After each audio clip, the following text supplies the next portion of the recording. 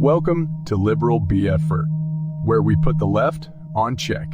Today's reality check. John Kirby and Karine Pierre, the White House press staff, spar with and refuse to take questions from reporters. Both refuse to answer questions about Hunter Biden. The House Ways and Means Committee yesterday released documents, their authenticity nowhere challenged. That included a July 2017 WhatsApp message sent by Hunter Biden to Henry Zhao, a Chinese Communist Party official, which stated in its entirety, and I quote, "I am sitting here with my father, and we would like to understand why the commitment made has not been fulfilled.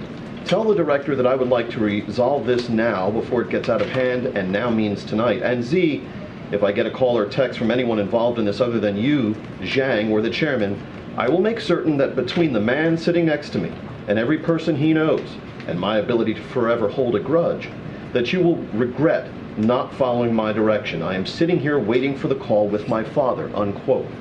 James, let me save you some. Let me save you some breath. If you're going to ask about this, I am not addressing. I know you do more than I'd like you to have.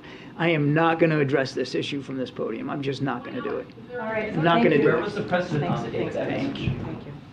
Thanks, guys. Have a great one. John Kirby, I'm just not going to do it. Please support my content by subscribing to the channel and be sure to like, share, and watch this video till the end. It's bad for the president and his son when it's not just Fox News grilling them for the truth, but all the left-wing propagandists too. One would have to ask, what has changed? Why are left-wing propaganda outlets now asking serious questions about the president's involvement in his son's shady business dealings? It's almost like they don't want a second term out of him. Now, you know things have to be bad when your own party wants you out. The president invited his son Hunter to the state dinner last night. I'm wondering if you could take us into the thinking and decision-making of why the president decided to invite. I'm just not going to get into family discussion, personal family discussion. As you know, Hunter is his son. I'm just not going to get into it. Not a reasonable question to ask whether the President of the United States was involved, as this message seems to suggest, in some sort of coercive conversation for business dealings by his son. Is that something, if he wasn't, then maybe you should tell us. So here's the thing, and I appreciate the question. I believe my colleague at the White House Counsel has answered this question already, has dealt with this, has made it very clear. I just don't have anything to share outside of what my colleagues have shared, and so I would refer you to him and the DOJ. Just not going to comment from here. Text message. What I can tell you is I know that my colleague has dealt with this. He addressed this at the White House Counsel. I just don't have anything else to share. I just answered the question. I just answered the question. No, you didn't. Yes or no, was the president involved in the shakedown attempt? Stephen, I just answered the question. It's not up to you how I answer the question. I just answered the question by telling you my colleagues at the White House Counsel has dealt with this, and I would refer you to them. You've stated that the president stands by his comment from the 2020 campaign that he never once discussed his son's overseas business dealings with his son.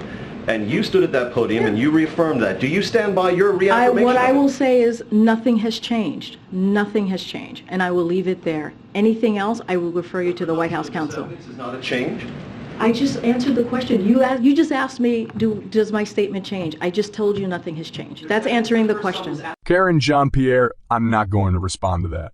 Someone else will. And then follow that up with, I've already answered that. Can you be any worse at your job? In a way, actually feel a little sorry for her. I mean, she's got it tough with Joe Biden as her boss. All right, so maybe I don't feel that sorry for her. But having Joe Biden to defend has got to be mentally draining. I mean, how many times can you say, I'm not going to answer that before losing your mind?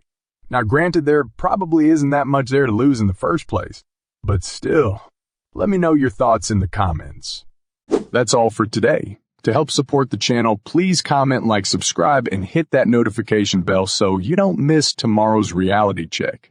Thanks for watching. And be sure to check this one out next.